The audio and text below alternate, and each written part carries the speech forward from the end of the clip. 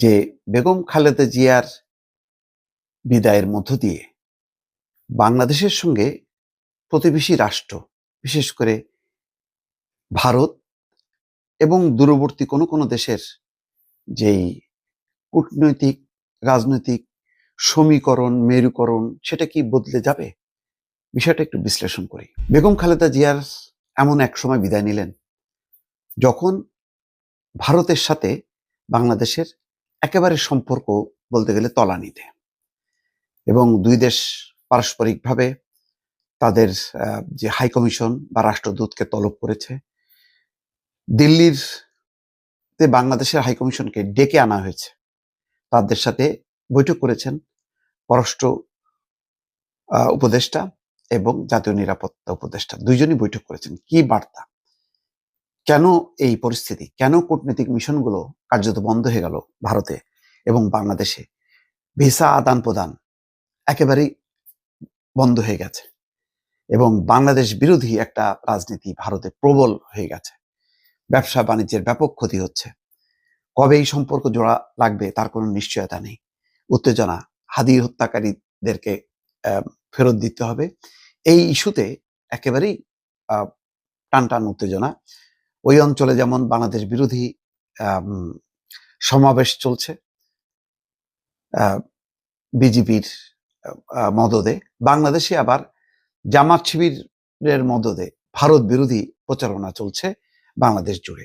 এই অবস্থার মধ্যে বেগম খালেদা জিয়া বিদায় নিলেন এবং এই বিদায়ের পর নাটকীয়ভাবে এই শ্রদ্ধা নিবেদন করতে আসছেন ভারতের পররাষ্ট্রমন্ত্রী জয়শঙ্কর, জয়শঙ্কর। এটা কিন্তু পুরো জিনিসটা কিন্তু মোড় ঘুরে গেল।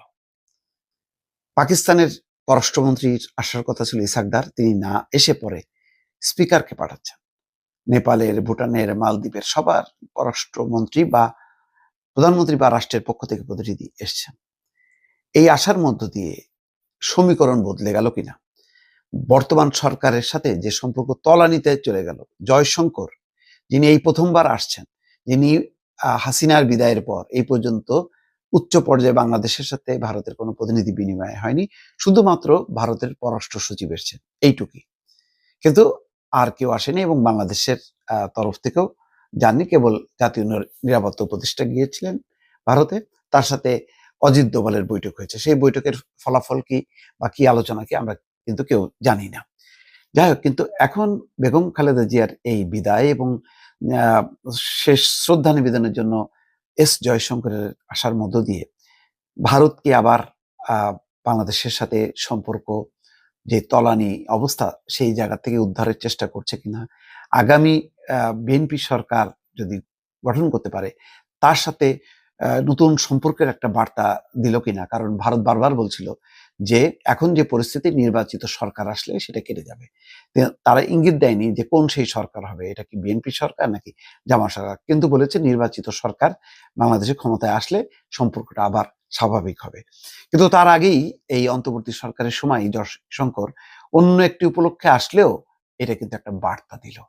সেটা বোঝা যাবে যে আগামীতে মানে এই যে দুই দেশের মধ্যে যে রাজনীতির অঙ্গনে পরস্পর বিরোধী যে উত্তাপ, সেই উত্তাপটা কতখানি কমবে এবং ভারত কতখানি এগিয়ে আসবে এবং বাংলাদেশের তরফ থেকে কতখানি ভারতের দিকে বন্ধুত্বের হাত প্রসারিত করা হবে, সবকিছু মিলায় কিন্তু একটা জটিল সমীকরণের মধ্যে পড়ে গেল। এবং নিশ্চয়ই পাকিস্তানও নিশ্চুপ থাকবে না, তারাও তাদের অবস্থানটা আবার যে পুনরুদ্ধারের চেষ্টা করছিল তখন তারাও তৎপর হবে।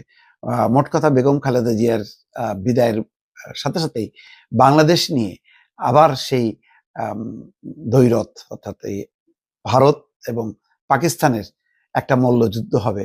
সেই মল্লযুদ্ধের মধ্যে বাংলাদেশ কিভাবে হ্যান্ডেল করবে এই সম্পর্কটা, সেটাই এখন দেখার বিষয় দর্শক।